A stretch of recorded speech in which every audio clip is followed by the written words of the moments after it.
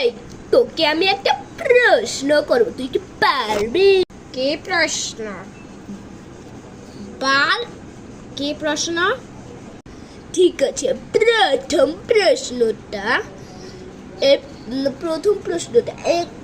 একটা প্লেনে 50টা ইট রয়েছে, তার ভিতর থেকে একটা ইট নিচে পড়ে গেল, তাহলে আর কয়টা ইট থাকলো রে? উনো। 50টা থাকলো তাহলে। তাহলে দ্বিতীয় প্রশ্ন, একটা হাতিকে কি করে ফ্রিজে ঢুকাবো? হ্যাঁ, হাতিকে কি করে ফ্রিজে ঢুকাবো? হ্যাঁ, এর উত্তর তো আমি জানি না। ঠিক আছে, এর উত্তর আমি বলে দিচ্ছি। এর উত্তরটা হলো, ফ্রিজ খুলো, হাতিকে ঢুকাও, ফ্রিজ বন্ধ করে দাও। আর এটা পরের প্রশ্ন, একটা জিরাফকে কি করে ফ্রিজের মধ্যে ঢুকাতে হবে? এইবার আমার মাথায় প্ল্যান চলে এসেছে।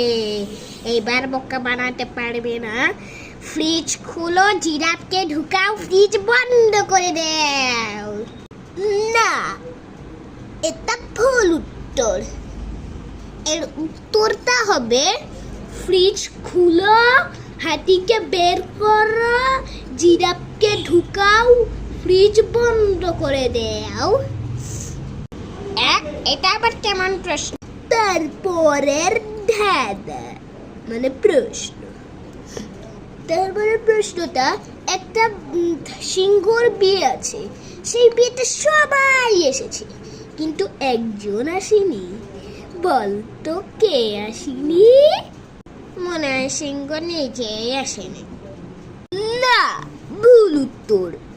এর উত্তরটা হবে যে জিরাফ আসেনি, কারণ জিরাফ তো ফ্রিজের মধ্যে আটকানো রয়েছে। এইটি আমার কবে থেকে খাটানো শিখলো। তারপরের প্রশ্ন, রিনা নামের একটা মেয়ে সিংহর গুহার সামনে দিয়ে যাবে, বলো তো কি করে যাবে? কি করে যাবে? গেলেই তো মরে যাবে। একটু উত্তর নাই, গেলেই তো মরে যাবে। না, ভুল উত্তর। এর উত্তর হবে মেয়েটা এমনি হেঁটে চলে যাবে, কারণ সে তো বিয়েতে রয়েছে।